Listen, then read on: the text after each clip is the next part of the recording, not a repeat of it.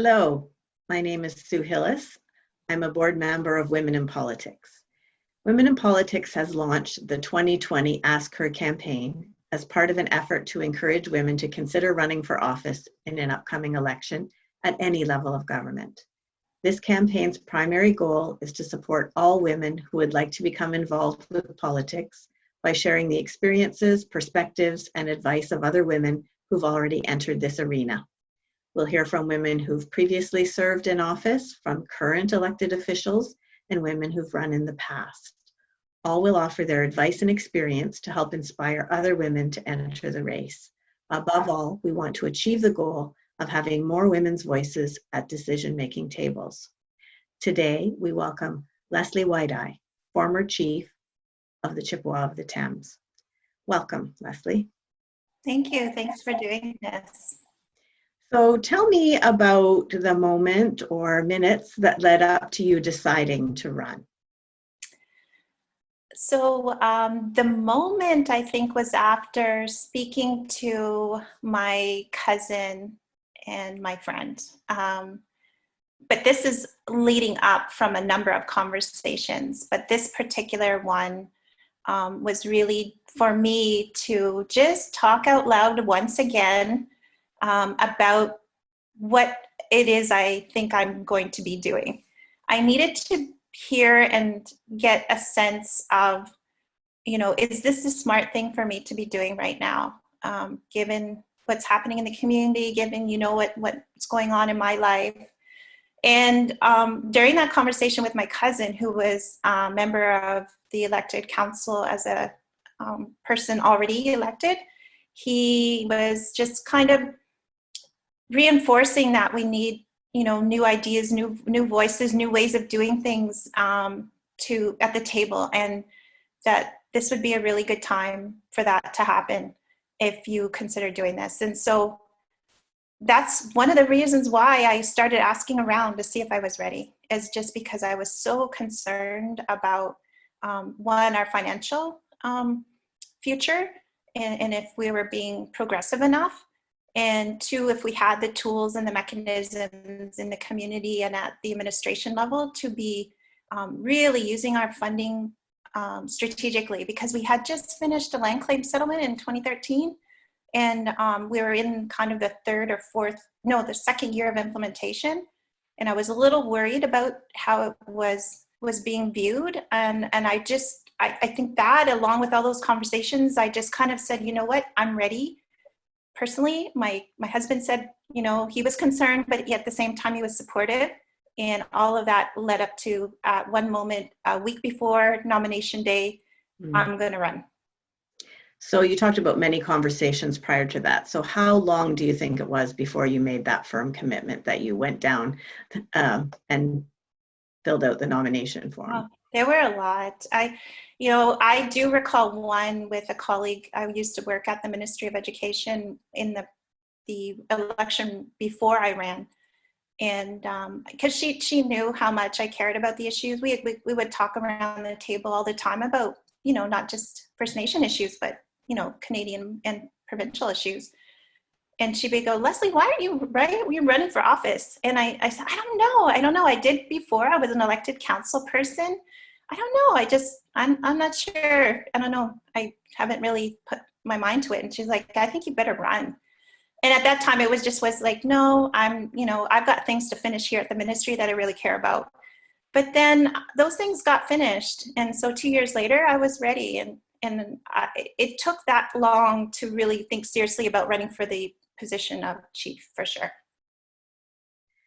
So what was the biggest hurdle you had to overcome? Getting those things done, or were there other hurdles to overcome in order to actually get to the stage of running? I think the biggest thing was to, one, finish the work I had started at the Ministry of Education and developing the textbooks and seeing the project through on curriculum that I was doing. I just feel really committed. I wanted to see things through to the end that I said I would commit to. And so those are all kind of coming to a close. And the work, I was really proud of the work that the office was doing. And there was a calling to go home. I wasn't getting any younger. My children were older. They weren't, babies or toddlers. They were, in their grade 7 or grade 6 or grade 3. And so all of that combined, along with the support of my husband, I thought, okay, this is a good time in my life to take on this challenge.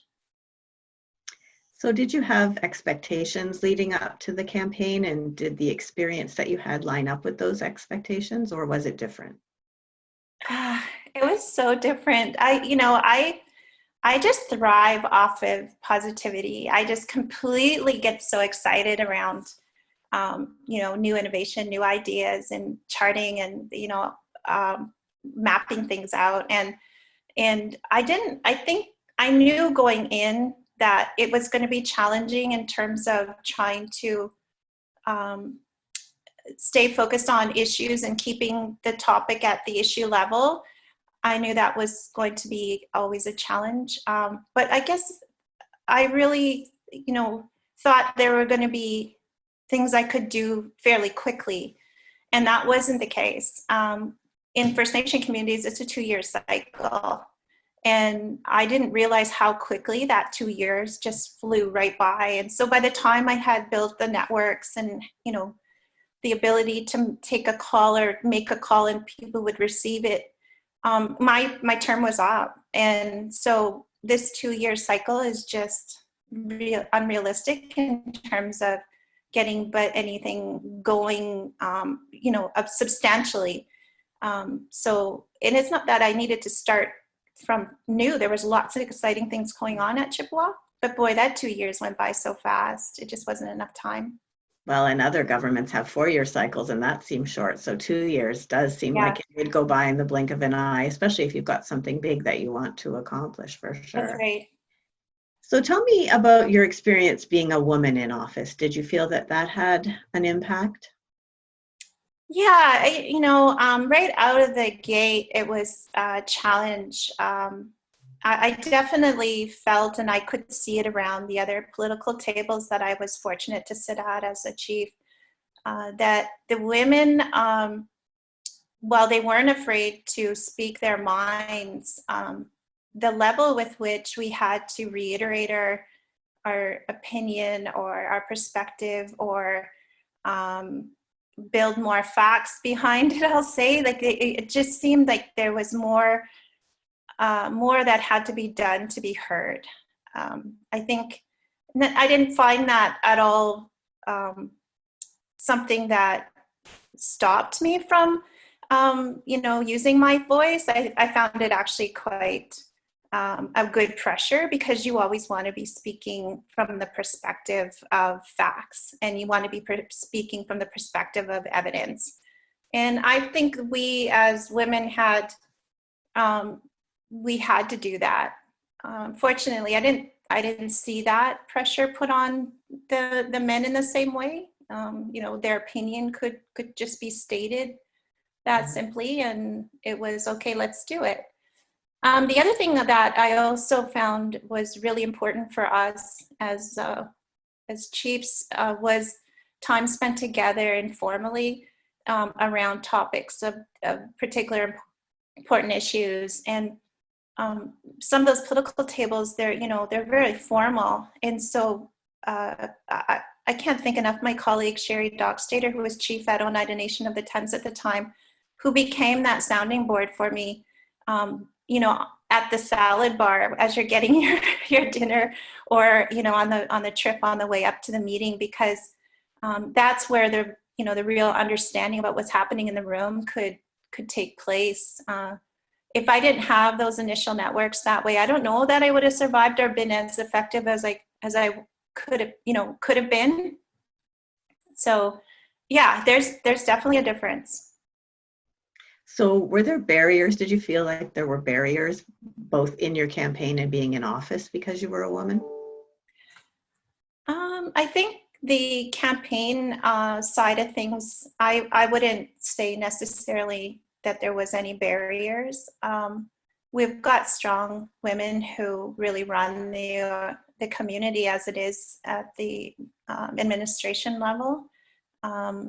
Already, they're the worker bees in the communities. So I think the community, already had high level of expectations around the women and what they could do, which is a great place to be.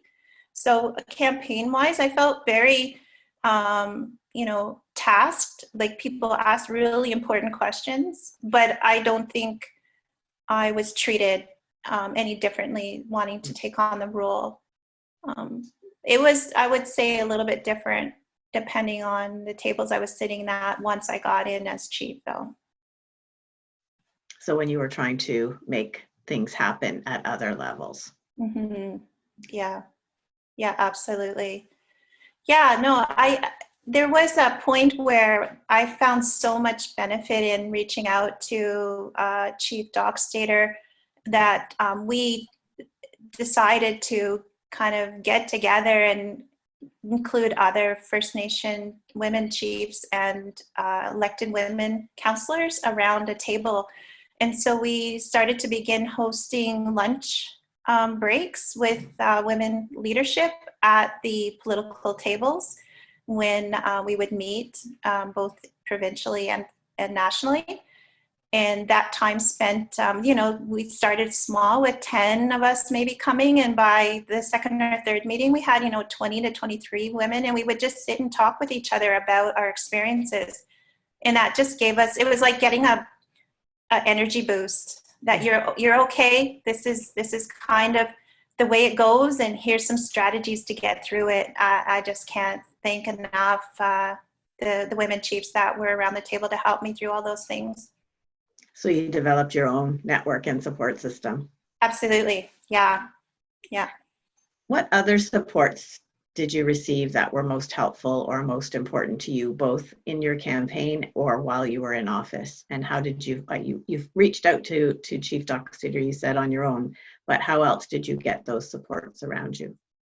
I think for my campaign, what really was felt so good was getting a call from a community member who I had actually taught as a teacher in our community, who was working in policy work at the PTO level, and she reached out to me and said, I see you're running. Can I help you somehow? I've got these skills, and I was just felt really reaffirmed, but also felt very thankful.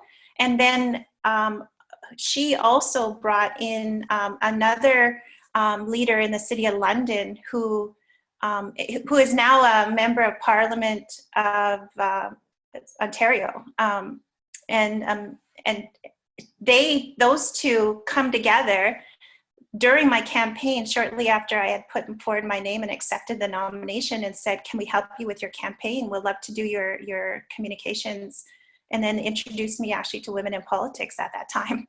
And I didn't realize the organization even existed. I went running home and started to research, what is Women in Politics? And I just learned so much just in what was there. And from the two, we just met, and they gave me their best advice on how to develop my brochure, what kind of points I should be making, what the things I care about, and how will I convey that, those things out to the community members. That was an incredible amount of help. I felt almost kind of emboldened. I just felt like, oh, I can do this. It's gonna be okay. That little spark of support just sparked a whole lot. Yeah, it matters a great deal. It really did, to keep the engines going. And them coming to you, as you say, just was, I'm sure, made such a difference. Yeah, it really did. I am so thankful for that to this day. Like that really, really got my head in the game in a different way that I didn't realize I needed to be thinking about in terms of a campaign. I ended up producing a video. I created a website. I wasn't scared of the new technology. That's something new certainly at Chippewa. We not a lot of people were campaigning this way. It was usually a letter in the mailbox, and but it has its pros and cons. Like I don't think they're always a success, but boy, I wasn't afraid to go that way because of the two that came forward and said, "Hey, I'll sit down and work this out with you." And on top of that, my dad. My dad is elected councillor for just over 40 years. Like he'd been around the political table a long time, and his conversations of just support and in thinking about the issues I cared about and how to frame them and get my word out, like, was just really, really, really important to me, feeling confident going in, for sure. So you were kind of raised in the political arena then. Oh, yeah. You were very aware of how things worked. Yeah, absolutely. I'm sure that was helpful as well. It was so helpful.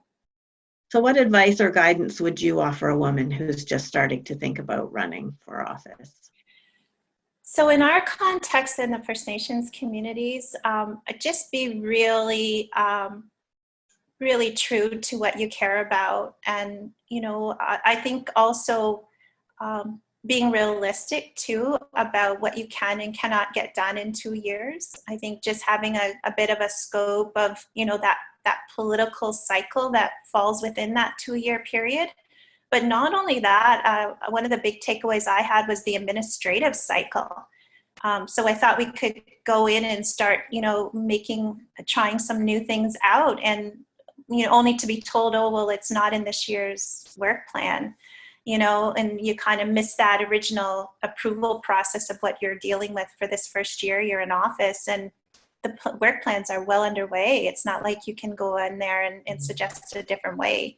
So I think going in, understanding what point you're entering in those 2 cycles is really important. I think also you'll want to really understand how the internal decision-making processes work, and in understanding that, you'll know the informal political and ways to get things done quickly and more strategically. If you spend more time just thinking about, you know, who's in the room and what are those things that they can bring to the table that are really beneficial. And because it's really easy to get into just a usual way of doing things, and that leaves a lot of people out at the table. And you're not in this alone. You shouldn't think that you're going to have to come with all the answers and the solutions. You don't. You just surround yourself with really knowledgeable people. And that's one of the things my dad told me. He goes, just make sure everybody else in the room is smarter than you. Because you're going to need as much expertise on these complex issues as you can. And the more you surround yourself with that diversity of information, so you have all the perspectives, the better you're going to be in steering a council towards making their best decision. And I guess that's the last thing I'd like to say too about that is, as chief, you're the chair of the table. I think people, when they talk to you, they go, well, you're going to do this, you're going to do that. And in the end, the decisions get made by a majority vote. So the real kind of benefit a chief can bring to the table is creating the space and the time and the information that is needed to make good decisions. And wherever possible, you control that. And so, you know, make good use of that. You know, don't get swept away in somebody else's timeline if it's going to end up being in a very, you know, resulting in a bad decision. You're the chair. You set the agenda along with your staff. You've got a political piece to take care of, and there's administrative work to take care of. And that administrative work can completely take over your entire table, and none of the political work gets done. So the chief as chair is so important, and that would be the advice I would bring is you know, how are you going to steer, and what skills can you be working on to become a better facilitator of those discussions. And having that clearer vision early on or before you even run, because as you say, with such a short time frame to implement anything or to make any difference, you really have to be ready to hit the ground running, more so than other elected officials who have a longer time frame. Yes, absolutely. You're so right, Sue. That's right. You have to know going in. And I'm sure establishing some of those relationships you're going to need later as well, I'm sure is very helpful. Yeah, there were some big portfolios that were well underway when I started. You know, one was a Supreme Court challenge on a pipeline and the way in which the community had been engaged. And another big one was the I guess we were in the middle of a tobacco legislative framework relationship with the provincial government. You know, these are things I knew going in that, you know, I'm not here to topple all the good work that had been happening. I'm here to help understand what is happening, where it's at, and what direction it's going, and why it's going in that direction, and then getting the best information to make sure it's in the right direction that everybody still wants to go in. And so I didn't try to, you know, stop working on any file just because I didn't bring it to the table. Yeah. But very complicated, complex things that you had to be up to speed on right away. So congratulations for you to be able to do that, because I'm sure that's very challenging, because that's a lot of information to be able to wade through and understand and see all the perspectives of that you are then responsible for, as you say, facilitating. Yeah, there's no preparing you for that education. Well, you know, the first thing as an educator I'll tell you is, you know, the education system is not going to teach the First Nation history I needed to know to sit around those tables. And lucky for me that I had these incredible policy support people that were running those particular folders. So very, very knowledgeable. Not only the tobacco lead, the director for that project, very knowledgeable, very skilled, very educated, but also the lands the lands, environment, and treaty office, you know, had a fully engaged team over there. So that certainly helped. I conducted my office in a way where they could come in freely in and out and use this space, and I didn't see it as my space. I conducted, you know, all those kind of team meetings in that space with a big whiteboard. And I'm a question person. Like, I just ask questions, and it puts people off who aren't prepared for that. You know, but at the same time, I just can't help myself. Like, I just want to know. I just want to practice saying it out loud and ask a question over again and tell them the answer. And is this what you mean? And I'll repeat it and not be afraid of, as a leader, to convey that you have the right to be inquiry based, but also to remind folks that in your inquiry, you're not questioning their ability. You're just trying to be up to speed so you can do your job as their political spokesperson to move it forward in a better place to do that. That was my most important and most fulfilling part of being a chief during that time, was the time spent in those teams and moving these projects along. I feel really proud about that.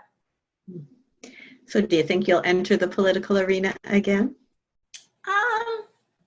Once again, I'm in the middle of a huge, amazing project right now, and I really love the work. And I can see now I'm really driven by those things that kind of feed your spirit, right? Where you don't even know you're working and somebody's paying you for it. I'm lucky again. I'm in that space again, working with a bunch of First Nations around education, governance, and jurisdiction. And so if you asked me that today, I would say no. I just feel obligated to get and move this as far as I can. And I know there's more work to be done here, so not at this time. But you're still leading and achieving success for your community ultimately, right? So yes, exactly. Same kind of work. That's right. The same kind of work, exactly. Yeah, absolutely. Well, thank you very much for sharing your perspective with us today. Thank you. Thanks for this opportunity. It's really important that we encourage our young women to take that next step. There's got to be more women voices at the table. There has to be.